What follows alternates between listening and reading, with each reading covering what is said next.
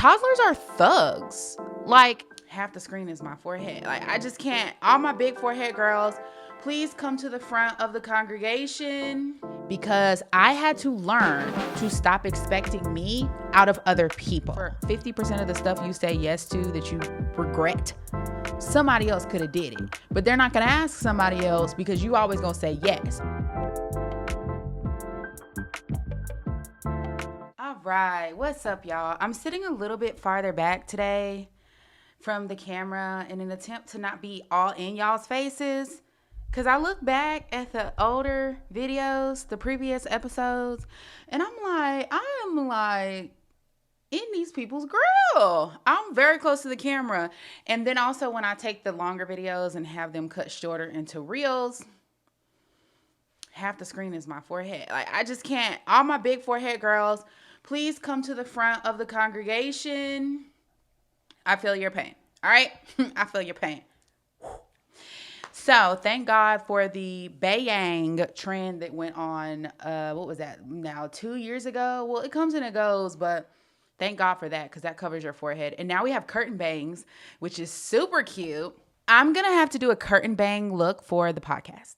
So we're going to have a real conversation today about burnout recovery for moms. Okay. Let me just start by saying motherhood is the ghetto. Like, no one told me. Y'all post your pictures of your cute little babies all across the internet and all the things that they say and their little like sassy moments, and toddlers are thugs. Like, if you do not have kids, this is going to be a natural birth control episode for you. If you do have kids, I stand with you in solidarity for the pains that you experience on a daily basis. I sound really somber. I love my kids though. I love my kids. I think they're hilarious. They're the cutest things ever. Obviously, they look like me. They look like their dad. Of course, I'm going to think they're cute. Everybody thinks their kids are cute, but I love my kids. I love other kids too, because even before I had kids, I worked a lot in education. I worked in daycares, elementary schools, high schools, middle school. Like, I've worked a lot in education in different areas. So I love kids. It's just not being able to have an off button. Like, you listening to the podcast right now, this is your off button, by the way, because I'm hoping that your kids are not running around in the background screaming while you're trying to listen to this. But if they are, just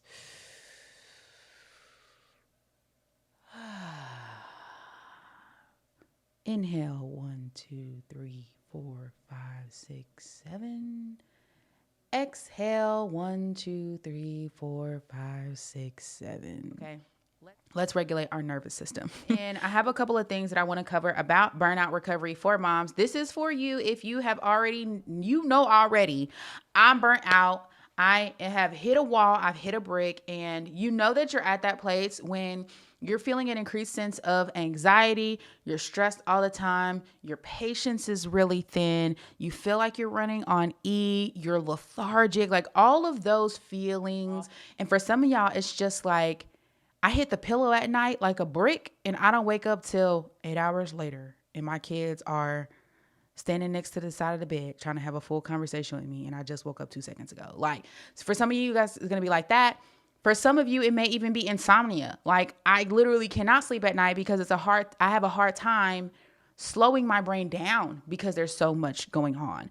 So today we're talking about recovery. Like, I've already hit it. It's too late for me to try to avoid it. It's too late for me to try to change the previous routine. Like, the day has already happened. The time has already happened. The months have already passed. Let's talk about how I come back from this. And I think this is a good timing of the year to do this episode because it's recovery time. Like, this is a time of restoration. For a lot of people, faith-based, if you go to church, this is the time of year when a lot of revivals happen. It's January, by the way. So if you're listening to this and it's not January, it's January. So this is like revival time. And this is like recuperating. But the thing is, like, before you revival, you have to restore. Like, you can't just go from hectic, busy, chaotic, burnout, and let's go to a revival. Like, there has to be a restoration period in between there. And I think we're kind of missing that faith-based, right? Like, yes, we love God. Yes, we want to be on fire for him and we want to go to revival. Revival is exciting, okay? It's very exciting. But before you go to revival, you need to retreat and restore. And retreat means pulling yourself away to a place of solace, to a place of isolation. And restore means replacing what has been lost and filling empty spaces. Okay. And not filling empty spaces as filling your schedule, but filling empty spaces as in emotionally and identity wise, deciding what is going to replace what was previously there. Okay. So that's the time that we're in right now. So let's just kick it off with acknowledging and accepting, because listen, you know the signs of burnout, but you have to acknowledge and accept it. Like if you know your patience is running on thin, but you're not willing to say, I'm experiencing burnout right now and I need to do something in order to feel better, right? If you're not willing to be, first of all, self-aware, admitting that there is a problem, and then intentionally working towards fixing that problem, it's going to be really hard for you to recover from burnout. And I say this, and I put this on my notes because I'm like, I know, like I can think of specific times where I was like, it's just easier to wade in the water. Like I'm drowning and I'm just going to lay here because I don't have any energy to fix things, or I don't have any energy to to be intentional. And so I literally would just sit in it. Like whatever that emotion is, I'll just sit in it. And I don't think there's anything wrong with sitting in your emotions, but you should process them while you're sitting with them. And so, if you're on YouTube, you can actually go to the downloads section, or if you're listening to the podcast, I can add it to the download section. I have a couple of worksheets for you that you can go and grab for free. You can do them on your iPad or you can print them out, but they help you process your emotions. So you're not just sitting with it and saying, I'm drowning and this is what's happening. You're actually saying, okay, I'm drowning. Let me look for a life vest, or let me just get my head right above water. Like, let me breathe. Where's my life raft, right? Like, where is it? So it kind of gives you that life raft and gives you that safe boat until you can come get rescued. But it's cool. You're going to get rescued. Don't worry.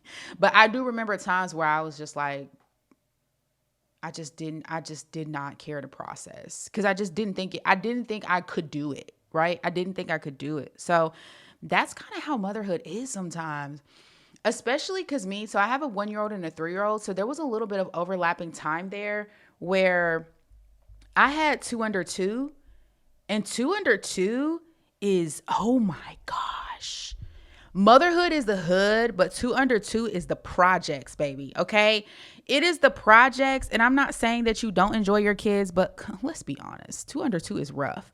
So and I don't even like to say that out loud or tell people that, because I know everybody has different experiences and I want everyone to have their own experiences. So if you're listening to this and you're pregnant, just ignore what I just said, because your experience could be completely different from what mine was. Okay. And I'm a little spoiled because, let's be honest, when I had 2 under 2, it was me. My partner was here. We live in the same house. And I also had daycare. So my daughter did go to daycare still part-time. And I also had a nanny. So I was just spoiled.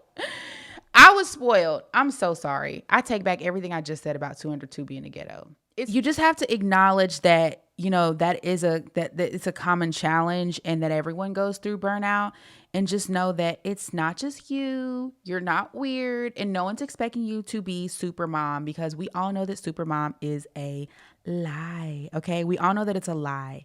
So once you become self-aware, your next step is to go through self-reflection. This is the part that people skip. They're like, oh my gosh, I had burnout and I rested for 3 days and now I feel great. Let's jump right back into my same hectic schedule. No, ma'am, we're not doing that in 2024. Okay. We are not doing that. I need you to process and do some self-reflection. If you grab the free download, it will walk you through everything that I'm talking about today in this episode, but you need to do some self-reflection. Like, seriously, identifying your triggers and assessing your expectations is so important. First of all, identifying your triggers. There are specific things that set me off. And I have to, number one, sit down and discover and uncover what it is that sets me off so that I can communicate that with the people around me. Like, I don't want burnout wise, right? I don't want my partner to be saying things to me that sets me off. And then I always have an attitude.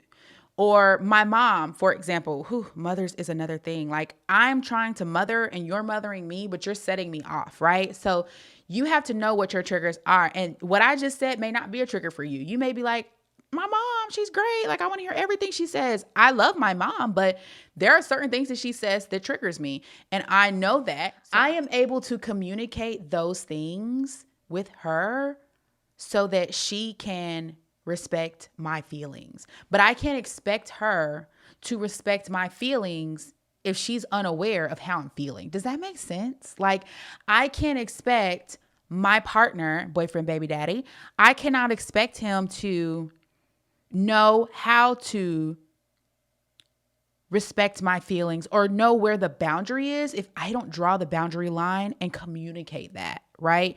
So people can respect your feelings, but they don't know where your boundary lines are until you tell them, until you say, hey, when you say this type of thing, it makes me feel this way. And that triggers this emotion. And I don't want to have that emotion towards you. And it's like, it seems so difficult. It feels hard in the moment when you're having the conversation, but afterwards it feels so good. It's like exhaling. And it's not just for you, you're exhaling, but the other person's exhaling too, because they're like, wow, I don't want to be around you when you have an attitude. So it's great that we can have this conversation and be adults. But you know what? I've learned that like knowing your triggers and having those conversations is not just about adulting. It's about understanding how to do that. Like these things that I talk about on the podcast and things I talk about on my YouTube channel and TikTok are not things that were taught in school. They are things that I have learned from books, and they're things that I've learned in my coaching certification, and I've just applied them to my life, and they've made my life like 20 times easier. So it's something that you definitely have to go out of your way to learn. If you have the funds or you're looking to invest, like highly, highly, highly recommend work with the mindset coach, work with a life coach. I am one, but it doesn't have to be me, right? Like work with a coach, because when you're able to increase your emotional intelligence, the quality of your life overall is going to increase, because it comes into so many different areas of your life, whether it's career, relationships, your relationship with God, like the spirituality side of things, money, like all of that. You become a magnet for abundance when you have a high emotional intelligence. Okay.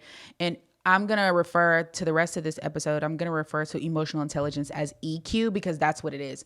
So you have intelligence, that's your IQ, but then you also have your EQ, which is your emotional intelligence. It's how you are able to identify, deal with, process, and utilize your emotions to really live a better life. Here's another good thing, y'all.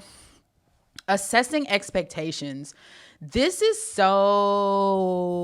so difficult for me. I don't want to say it's so hard, because I don't want to project my previous limiting beliefs onto you as you're listening to this. And I don't want to tell you this is hard, right? I don't want to tell you that. That's why I said I take back the thing that I said about 2 under 2, because I don't want to project my previous limiting beliefs or my mental limitations onto you guys. But assessing expectations was something that was hard for me, because I had to learn to stop expecting me out of other people. And I don't know if it's something that just happens when we're in our 20s, early 20s, and we're immature and we're just trying to figure things out. And we think, oh, if I treat people this way, then they're going to treat me that way too. And that is a lie. Okay. Actually, you know what? Now that I'm thinking about it, I blame every elementary school and middle school teacher that I ever had for telling me about the golden rule. And the golden rule being, treat people how you want to be treated and they'll treat you back. No. You treat people how you want to be treated, but it doesn't mean that they're going to treat you that way back. You can still get stabbed in the back. You can still get shysted. They can still totally disrespect you and disregard your boundaries. Like you're treating them how you want to be treated as a sign of respect because you're a good person. But you have to be very careful about what you expect out of other people. And periodically, you have to assess and reassess your expectations because that affects your level of burnout. You start to get stressed when you expect something out of someone and they give you something different, because then you're basing like all of your actions and decisions on the expectations of what someone else is going to do, and you can't control that. So it's like putting your emotions in someone else's control. And let's be honest, ideally in relationships, whether it's love, family, friendship, whatever, ideally the idea is that if someone loves you, they're going to think about you first. They're going to prioritize your emotions, but that's not always true. Like everyone has their own things that they're dealing with, they're processing in their own way. Their perception of life is completely unique to them. We all have unique perceptions of life. There are some similarities, like the cognitive distortions. We have some similarities, but no one has lived your life the way that you have lived it, exactly the way that you have lived it. So for us to expect and assume that someone is going to act a certain way or show up a certain way is like setting ourselves up for a letdown. So you just have to assess and reassess your expectations. And honestly, if you work on your communication with your family, if you work on your communication with your partner, love, relationship partner, and if you work on your communication with your friends, then your expectations are going to be in alignment with their actions because they're communicating with you and you're communicating with them. So I'm not saying don't expect things out of people, but before you jump to expecting something out of someone, communicate with that person first, because they can at least give you the heads up. Now, if you're basing your actions or something that you're going to do or something that you're thinking and how you're processing things, if you're basing that off of someone's expectations of, like I said, how they're going to show up, and you have a conversation with them and their communication is not in alignment with their actions, then that's when you have to kind of start drawing boundary lines. Like, okay, where can I protect myself? Do I need to go this way? No, this way. Like your expectation, my expectations of what you said you were going to do and what you actually did are not lining up. I can no longer factor you into my decision making. I can no longer factor you into my emotions because you all over the place. Like you over here some days, you over there some days. Like, so you kind of almost have to, you got to reassess. You have to reassess periodically. You have to keep those open lines of communication, and you have to draw boundaries when necessary so that you can keep a level head about yourself, because the one thing that you can control is you. Right? The one thing you can control is you. Once you have that self-reflection and you know what your triggers are and you're assessing those expectations periodically, honestly, that should clear up a lot of future burnout as far as it relates to your relationships. Now, you still may experience burnout if you are placing expectations on yourself. You want to reassess your own expectations. That's where goal setting comes in, and not just major goal setting like business and revenue and career promotions and all that kind of stuff. But even like the small stuff of what you expect to get done each day. Like, I expect to wash dishes every day. I expect to cook every day. Like, you need to reassess the expectations that you have on yourself as well. Okay. Because expectations 100% can be a setup for a trigger. And if it happens over and over again, that's when your relationships with other people start to kind of break down. Now, if you start to realize, okay, it's time for me to set a boundary with this person, or it's time for me to set a boundary with myself, because sometimes you need to set boundaries with yourself about how you spend your own time. And like for a lot of you guys, it's like work-life balance. If you start to realize I need to set some stricter boundaries with myself or with other people, then you want to make sure you sit down and actually establish those clear boundaries. Okay. So designating specific hours for work, designating specific hours for family time. You don't necessarily have to have a long, bullet point to-do list, but saying, hey, Fridays after 5, from Friday after 5 p.m. to Monday before 7 a.m. is family time. I'm not going to touch my laptop. Or if you say, weeknights after 9 is time with me and my spouse, or time with me and my significant other, then you respect that. So You do have to set those hard, clear boundaries. And it helps to communicate those boundaries with other people in your life who are involved so that they can help keep you to that. I almost hesitated to say that. Because that can be a start of an argument. Like when you don't want to fully rely on other people holding you accountable. You really want to hold yourself accountable, because it is very easy to ask someone to hold you accountable for something, and then when they hold you accountable for that because they want to follow through with what they said they were going to do for you, you can get irritated. And this, honestly, what I'm thinking about is this normally happens when you haven't processed emotions, or if you're holding on to certain things, or if your cup is like really, really full and you ask someone to hold you accountable with all the intentions of, you following through on whatever it is that you said you were going to do.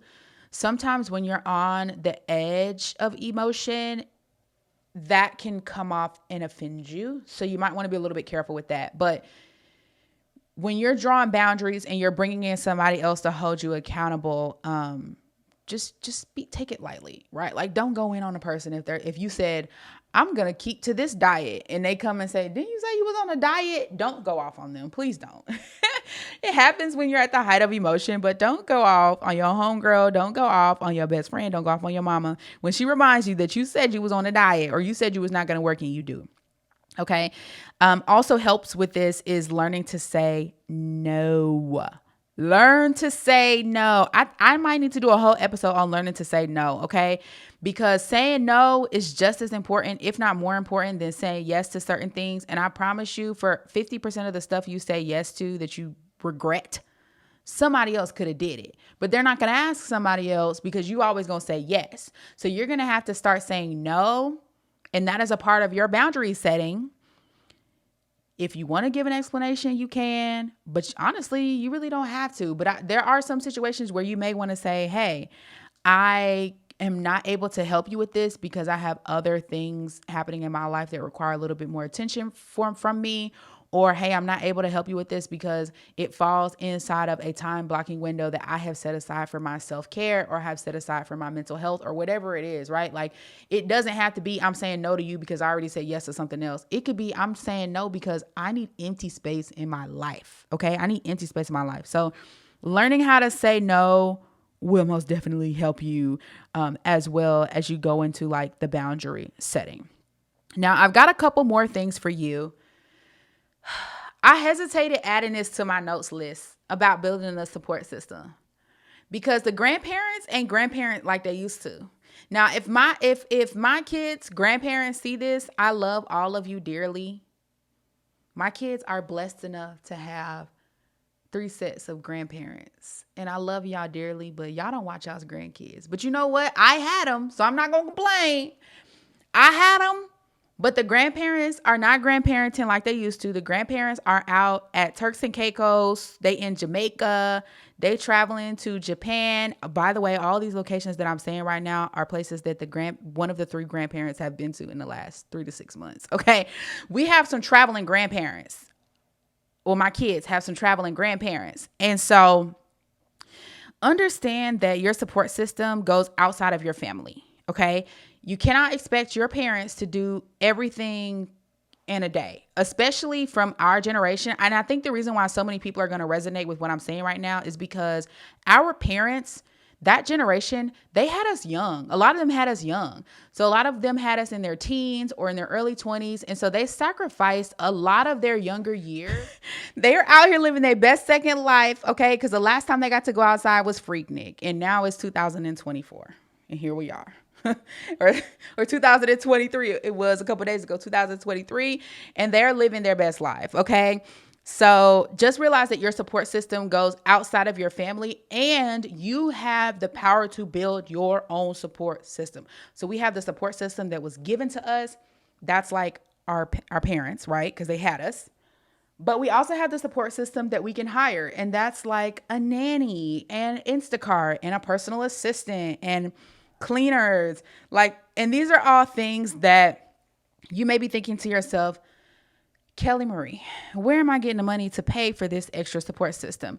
You get to design the life you want to live. Period. It doesn't matter if you have a business or if you have a corporate 9 to 5 or whatever. You get to design the life that you want to live. If you want your life to include a nanny that comes 2 or 3 times a week, you can make that happen.